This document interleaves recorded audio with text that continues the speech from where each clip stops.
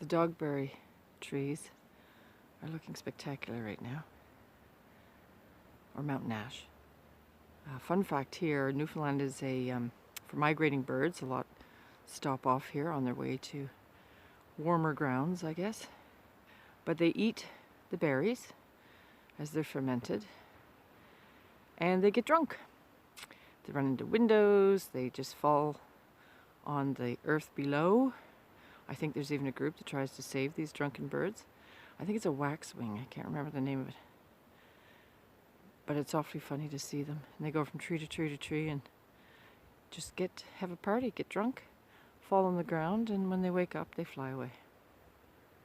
Hi, I've positioned myself under light in the kitchen because it's dark outside, so it gets grainy. But I've jumped on because I've been tagged by 3 great channels to respond to 3 things that I've learned this season. As gardeners, we learn every season.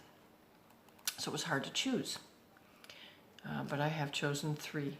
But first I'll speak about the 3 channels. First one was William from William Coleman's Garden and Allotment. Wonderful Willie. He has a beautiful garden out west, and he grows substantial veg. He grows onions the size of my head, and I have a big head. Lots of great things, and he's very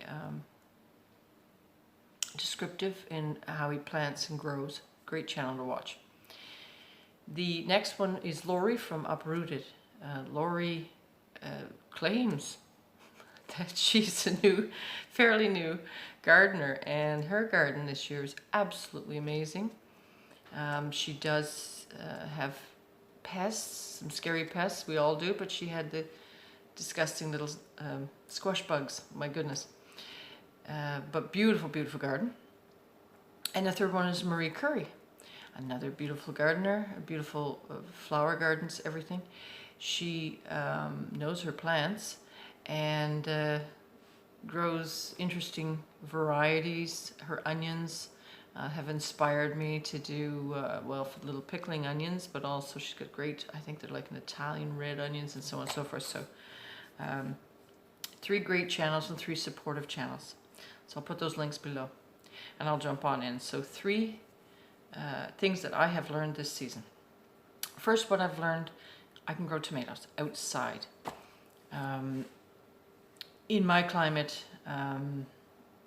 you know, when I say tomatoes, it's not quite the same as others with these gorgeous baskets of red tomatoes.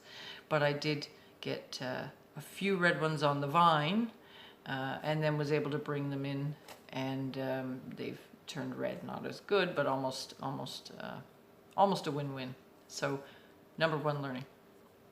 And I will continue to push now and grow more and more. The second thing I learned is no hardening off for Greta. This is probably only applies to myself. In the past, hardening off was not an issue.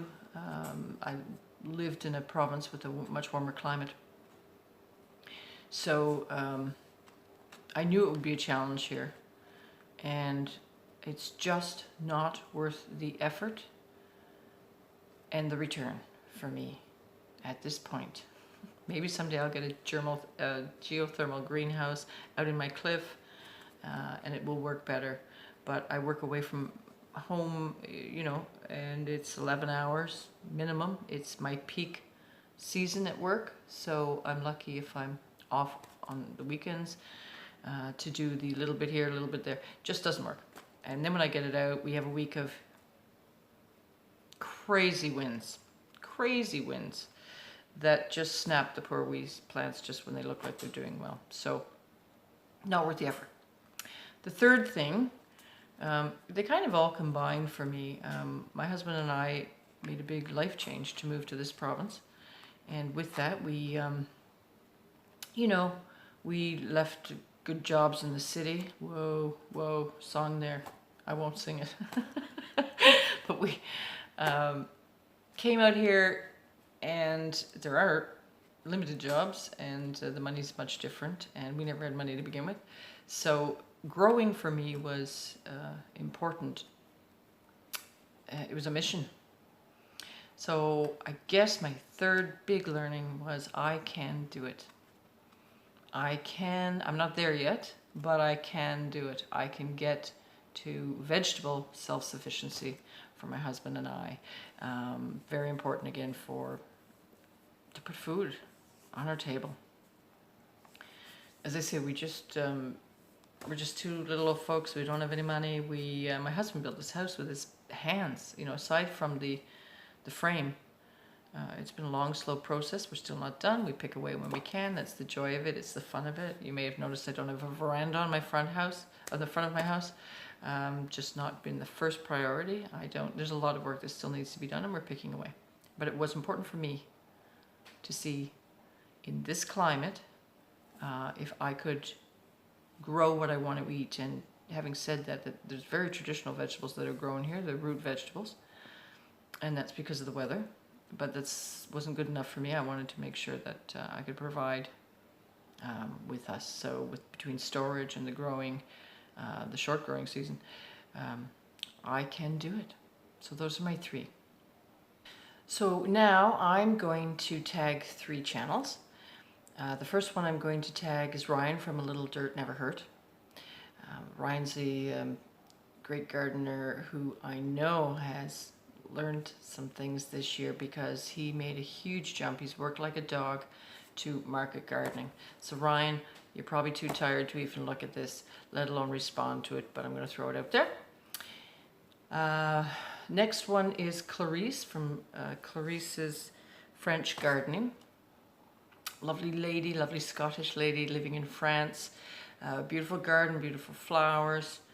And she brings with it a great personality, and she now does Clarice natters, so very entertaining. And the third tag is to a larger channel, so again, you're probably too busy, but if you see this, feel free, because I know you've got lots to tell us about what you've learned. And that's Terry King of the Terry King Robotic Allotment Gardening.